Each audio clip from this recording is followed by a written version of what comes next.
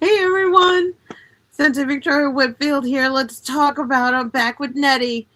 And is it okay if we talk about a dirty subject? no one dare touch. Did you? Really? Wait a minute. Who's touching? Oh my god, don't we're not like hold the phone, like knocking stuff off. We're talking about profitability. Get your mind out of the wherever it went. Yeah. I was enjoying where it went, but thank you. Oh well. Yay. So this is the thing. Nettie, you and I, we serve business owners and leaders, entrepreneurs, and we're talking about some of the crap that we see that comes up along the way. And it's an interesting pattern that you Mm-hmm. recognize when you come across certain people who just don't, who have a business or who lead a team, but have no consciousness about making money or being profitable or making sure that they and their people are well fed first. Yes, we're here to like show up and serve, solve Mm-hmm. problems for others. We're here to help. That's what entrepreneurs do. We solve problems. Got it. Right. Absolutely. And we've noticed, you and I, we were just talking about how we've noticed a bit of a pattern of people pouring from an empty cup Mm-hmm. chronically.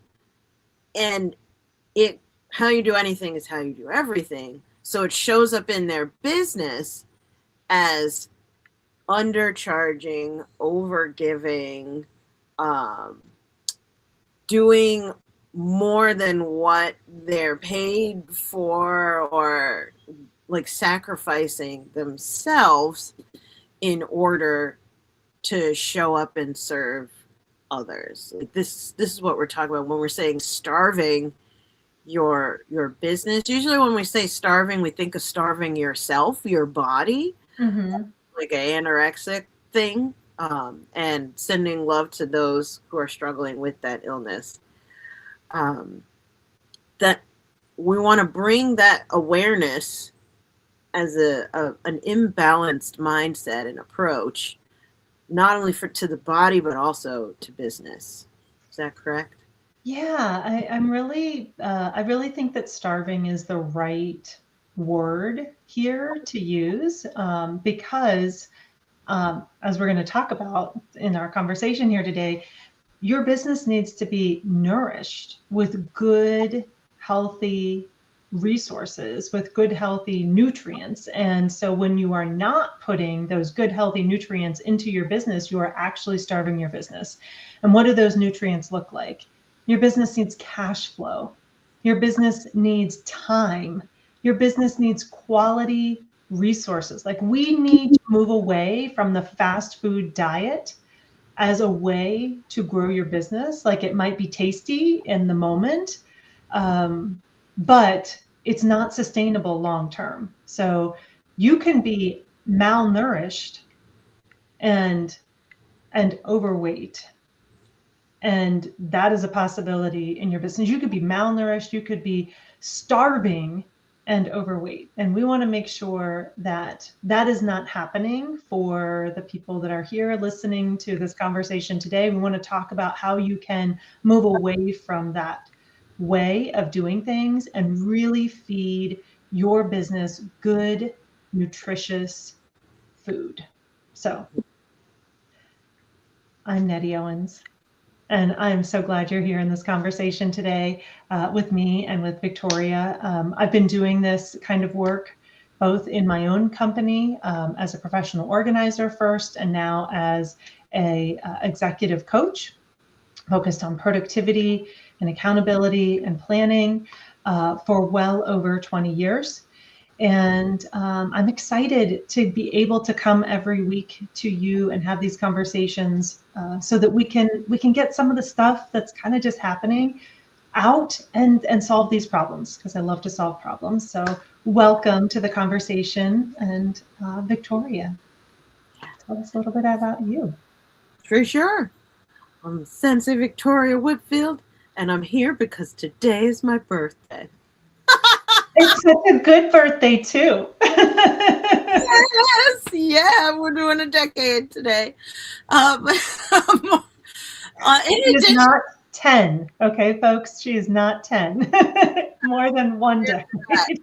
higher than that, that's right. So, in addition to it being my birthday, I'm so grateful to be celebrating 16 years in business as a coach, Reiki master teacher, and ending up being a spiritual business strategist. Like I teach people strategic meditation, which is the targeted use of meditation to increase productivity and output. And over time, more and more entrepreneurs and leaders come to me to really help them get and stay grounded and clear in their mind, their body, and their business using these different techniques such as meditation that'll teach them to optimize their performance. So I'm super grateful to get to be a part of this conversation and share some good juju and birthday vibes. Yeah. Oh my God. I feel like it's just extra special today because you're bringing the happy birthday energy. And I love that you're sharing your birthday with all of us. Why, thank you. Yeah. And this, like, as I sit at another decade, I look back over the last decade, right? Every decade birthday gives us an opportunity to not just look over the last year, but also the last 10 years of our life.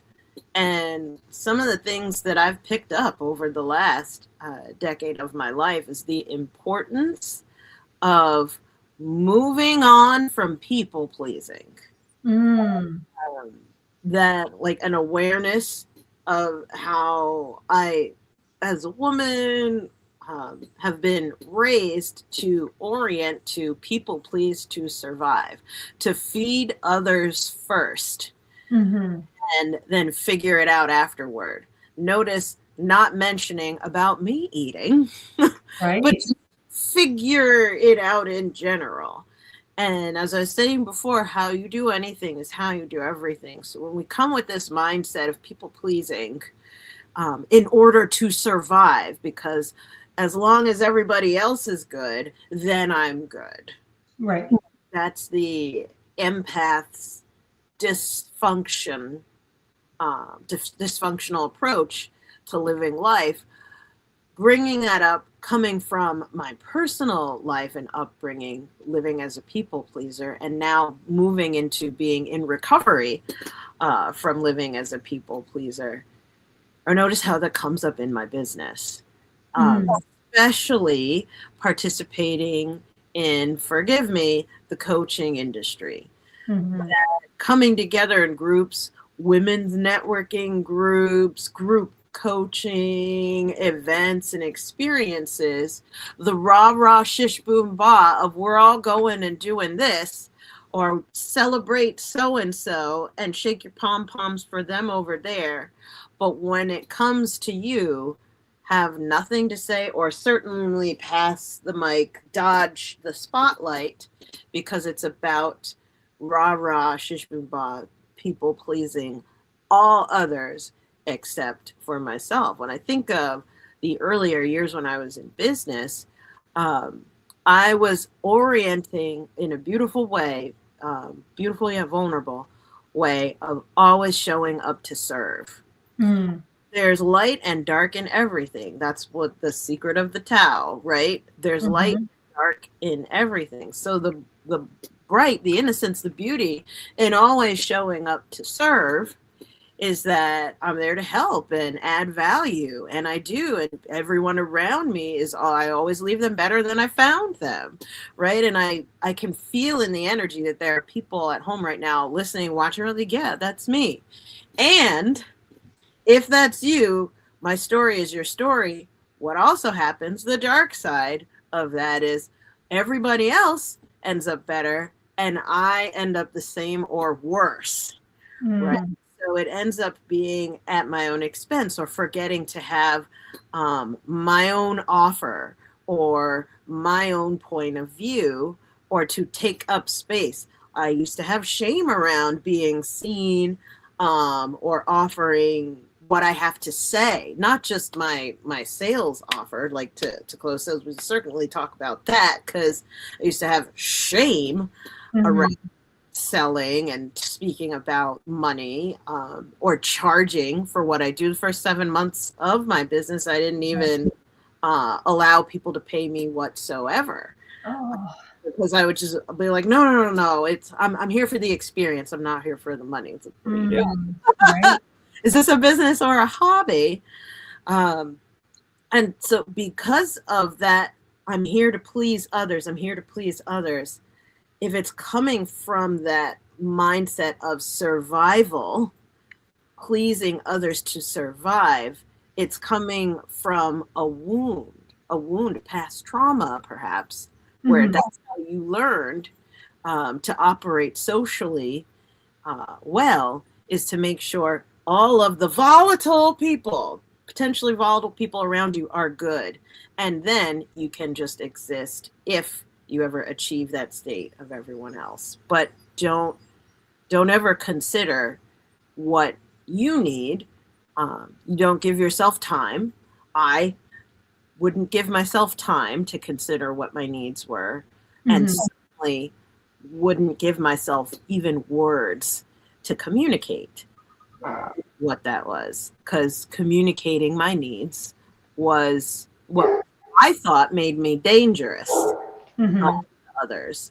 But that was instead a projection that I placed on others and put it back reflecting on me because they needed to take from me in order to feel good. That means if I have needs, I'm going to be just as harmful to others as they were to me.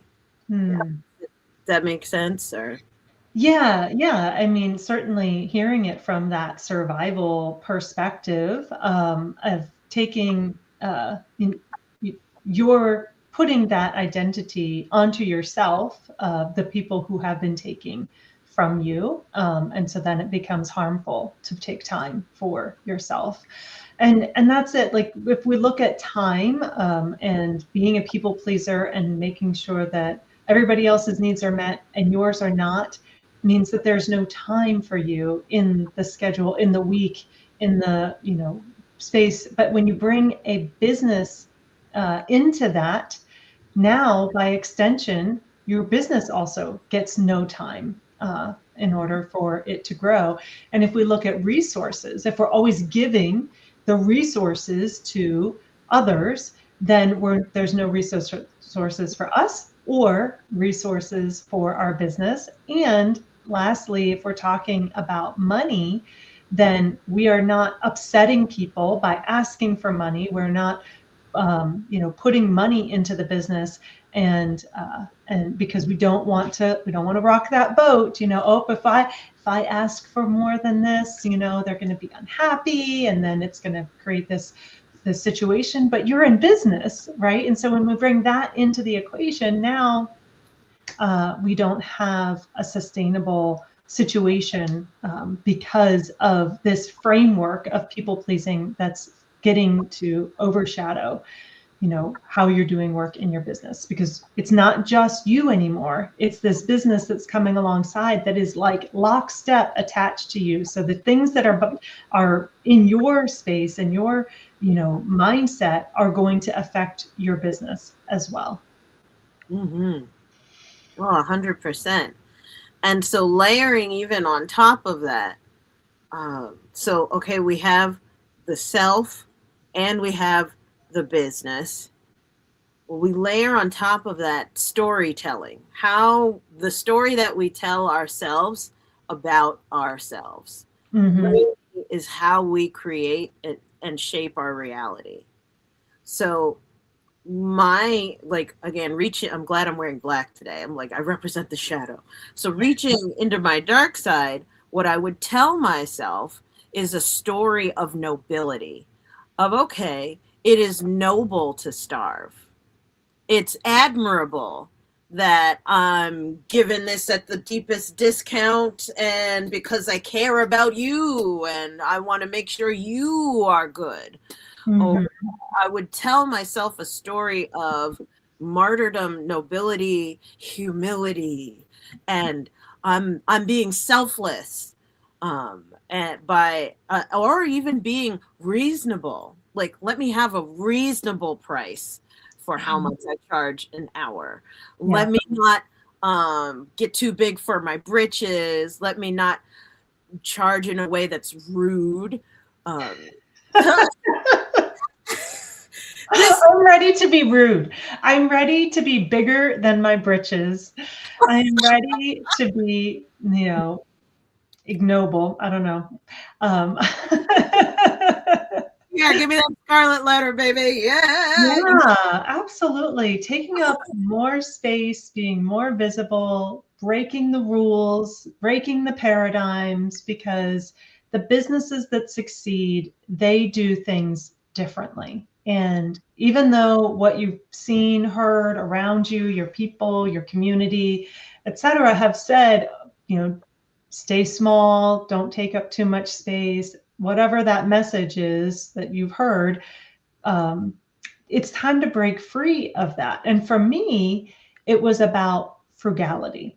It was about don't spend money you don't have. Don't spend too much. Don't charge too much. People who charge too much, they're bad people, right? Because we don't ask for more than what we need. We don't ask for money, and it's noble, if we go back to that word, to pull yourself up by your bootstraps. Oh, they had funding. Oh, like there's even that um, mantra, which for the most part I love, on ClickFunnels, funnel hacking, the t-shirt, it talks about pulling yourself up by your bootstraps. Like, but wait a minute, there's nothing wrong with infusing resources and money into our businesses, into the things that are important to us.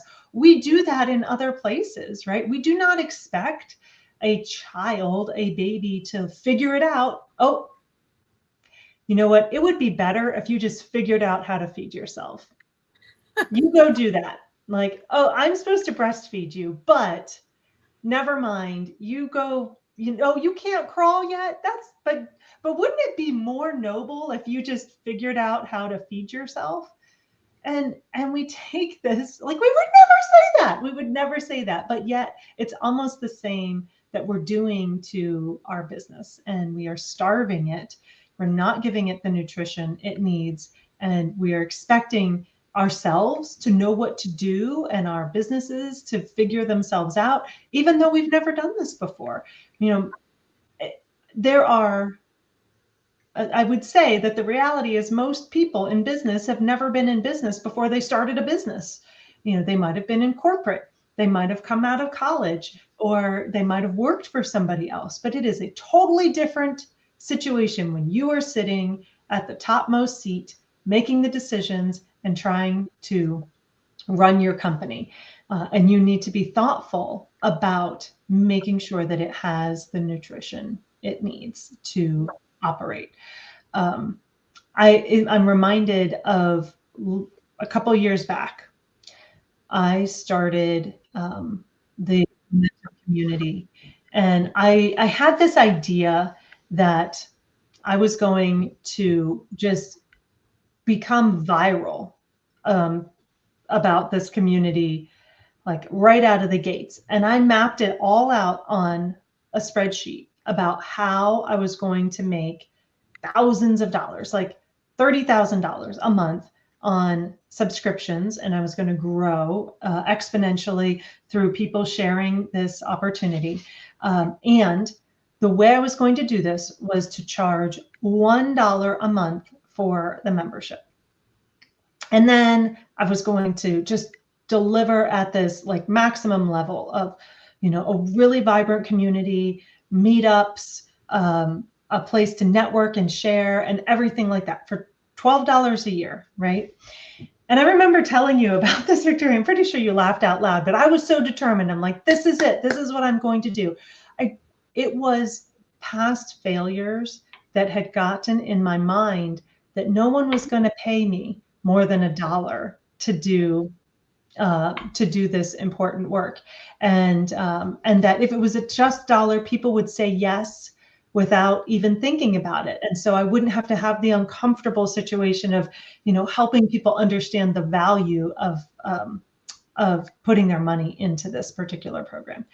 And the reality is that at that price point, I never got to thousands of members. In fact, I struggled to get to 50. I struggled to find 50 people who would pay me $1 a month for this, probably because they're like, well, what would I be getting for $1 a month? It doesn't even make sense.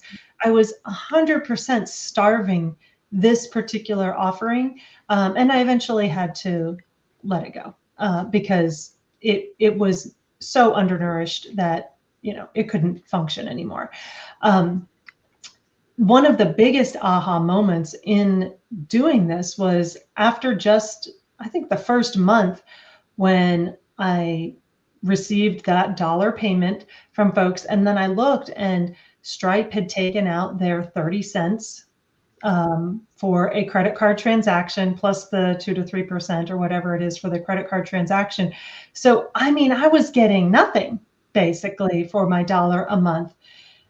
And so I realized, I'm like, well, even though it's $1 a month, I'm going to have to charge the year membership. So $12, woohoo, to sign up so that I wouldn't get hit every month with the transaction fees that would just come through the one time.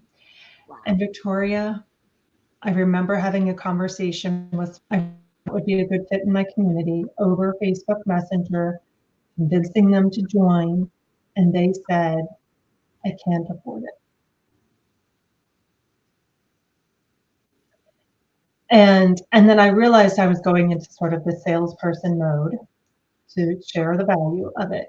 And it was ridiculous because I was not bringing in enough. Like, this strategy was never going to bring in enough money to pay me to do one-on-one sales individually for $1 a month. It was just ridiculous. And there's a lot that went into why I was charging that and my vision, what I was thinking it was going to create. But for our conversation here, I was starving this opportunity. I was starving my business, and it did not succeed because of that. Yeah. Can we do an energetic shift around that right now? Let me show you. Sure. 6 seconds. So go ahead and put your hand like this. Mm-hmm. And then you're going to take your other hand and say, no. No. Ow. Very serious. Energetic. Say, no, never again. Never again. Never, ever, ever again. Ever. Yeah. Wow. So this is extreme. And I'm sure as listeners, you can hear and you could say, oh my gosh, I would never do that. But I have seen this happen to my peers. I have seen it happen to my clients. I have seen it happen to, others out on the internet. I've seen the idea of it shared as, hey, try this, as a way to drum up business. And so we wouldn't be talking about it here unless it existed. It exists, and we want to make sure that you do not fall prey to this. Or if you're in it right now, I want you to think about, are you giving your business the cash flow that it needs in order to succeed? And you might actually have to look at your budget. You might have to look at your bank balance sheet. You need to get honest about what are the actual expenses and what's the income. And you know what? This could actually go the other way for you. If you started actually like putting your mind to and looking at this data that's existing in your business. I've also seen where people have their head in the sand so much that they don't even realize they're actually making money. They're actually making money. So in order to know whether your business is being nourished and you have the cash flow, the first thing you have to do is understand and look at your numbers with honesty and allow yourself to be nourished. Yeah. So I'm hearing in the energy to ask, well, what exactly is, how do I know I'm being nourished? Mm. This is just like with the body, is just like with the business. You Mm-hmm. know, I've been on a long-term weight and food sensitivity, way up, down, all of the. I've been on a long journey around nourishment of the body, and one thing that I've learned within the last decade Mm-hmm. is that no two bodies are built the same. No matter how many weight loss diet plans I've tried, buyed, checked out, or just tried to come up with out of nowhere based off of some YouTube, TikTok, shamalama ding dong thing. It's true. And by the way, my body at this decade is not the same as it was in the last or the previous decade. Like, it's completely different. No two bodies are the same. Meanwhile, there are plenty of talking heads yelling through the device saying, do my thing. My thing worked for me. That means you can do it too. No, no. All right, stop spanking yourself. I thank myself as much as I like. It's my Well, birthday. it is. And I think you have a certain number of spanks due to you, but But this is, no two bodies are the same. So I just want to really underline and highlight, circle and dog ear and bite on the point that you made before of how you have to look at your numbers. Why I want to look at my numbers? I need to buy so and so's course because Mhm. look at how great they are. This is me exposing myself, by the way. So and so is great. I want to be like that. Let me give them money to learn how they did it for them, and let me try to be a mini me version of them. And I'm going to charge what they charge, or, oh, I'm too scared to charge what they charge right now, so I'm going to charge bargain basement, but I'm going to act like I'm them. And I'm going to give them, like, I'm going to focus on their numbers, and I'm going to focus on their model and try and be a mini version of them, rather than turn all of that amazing awareness from their back, three fingers pointing back at me. 60% needs to come from me focusing on me. Only 20% is actually coming from getting inspired from them, and then the last 20% comes from God and the industry trends, right? But 60% of the issue is, how am I capable of seeing myself? Trek, whether it's in the body, I didn't know that I need to be eating olive oil with my vegetables every time, or else it's not going to work. Whereas some people are allergic to olive oil. I didn't know that I can't be eating bananas. Bananas are healthy. I didn't know. But this is my body and my numbers, the same as with my business. I didn't know that I need to be out there speaking and doing live demos as opposed to running Facebook, Instagram, YouTube, Google ads. Mm-hmm. What works for my business is different than what works for their business over here. So looking back at, yes, the numbers of, like, what are my expenses, what am I bringing in, and the differential there, but also tracking what works and creates conversions versus what I'm doing and is not working and not Mhm. yield conversions. That self-reflection, right? That 30%, the 60% um, of the issue, the majority, right? The majority of the issue is having the ability to self-reflect rather than focus on people pleasing. Right. You know? I wanted to just clarify something. Neither Victoria nor I have any problem with you hiring a guide. Yeah. You referring to expert knowledge, you bringing in a course that teaches you the skill that you need. But before you do that, you have to know that self-reflection. You have to know where you are. You have to know like what is now and where am I going to? And now I'm going to look for that solution that closes that gap. And when you are grounded in that, instead of just this kind of, oh my gosh, I've got this problem and I'm just reeling and I'm looking outside of myself for this solution. That's what we're talking about as like, this is not the way, right?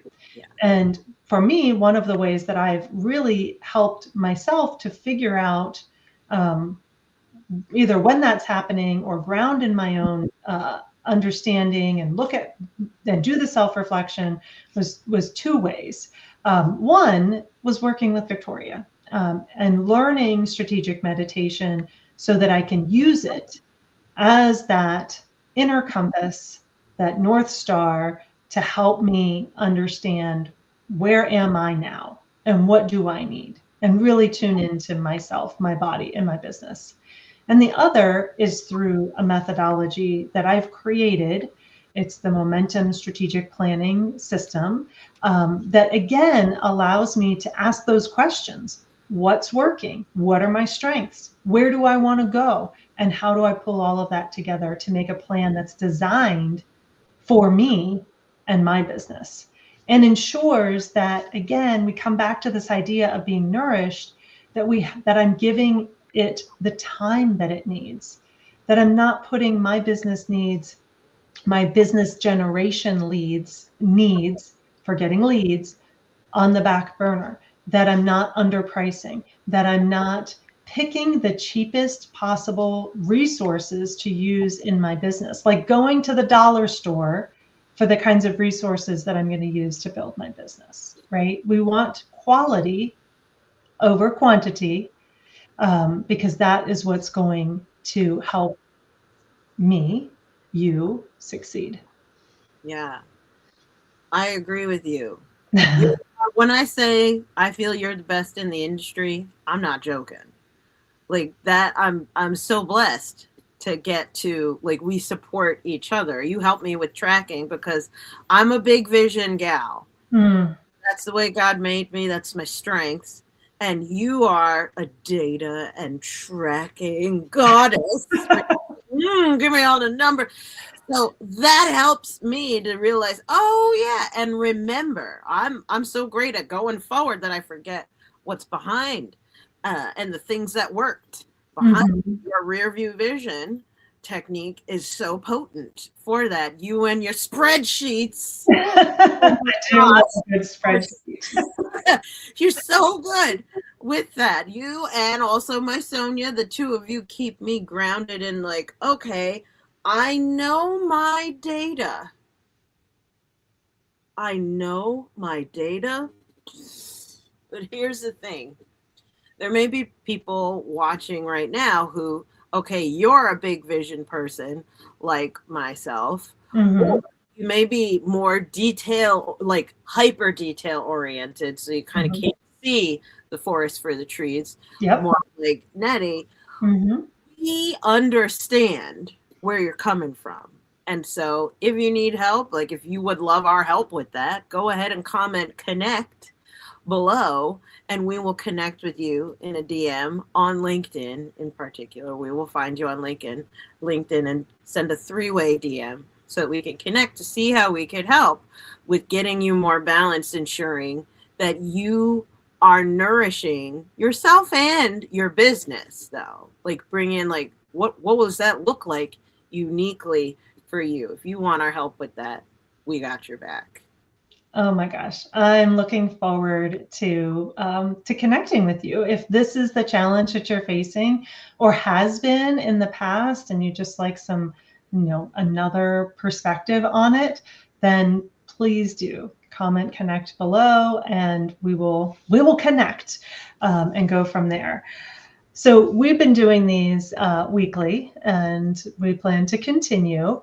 I want to give you a little taste of what's to come next week. It's continuing this conversation, right, about nourishment, about people pleasing, about starving your business and not starving your business. And something that we've seen is, okay, so we've seen and we've experienced ourselves. Well, Is, yes. yeah, is creating something amazing and then having no one experience it. And so in the past, this might have looked like, for me, I created a virtual organizing program and sold a whopping zero when it came out, when it started. Victoria, I know you've experienced this too. Oh gosh. I mean, we'll get into it next week, but We will get into it next week. you tell from Yeah. over a decade of doing events, not every one of them was sold out. I'll put it that way. Yes. Yes. And it's got a lot of feelings that comes around with putting that much of yourself and your time and your money into something to have it launched to crickets. So if you have ever experienced creating an event that no one comes to, or maybe not enough people come to really feel great about what you've created, oh my goodness, have we both been there. So if you'd like to hear about what's coming, join us next week, and we'll see you in the next conversation. Yes, indeed. Like, share, subscribe, comment below what's coming up for you hearing all this, and we'll see you in the next one, everyone. Bye for now.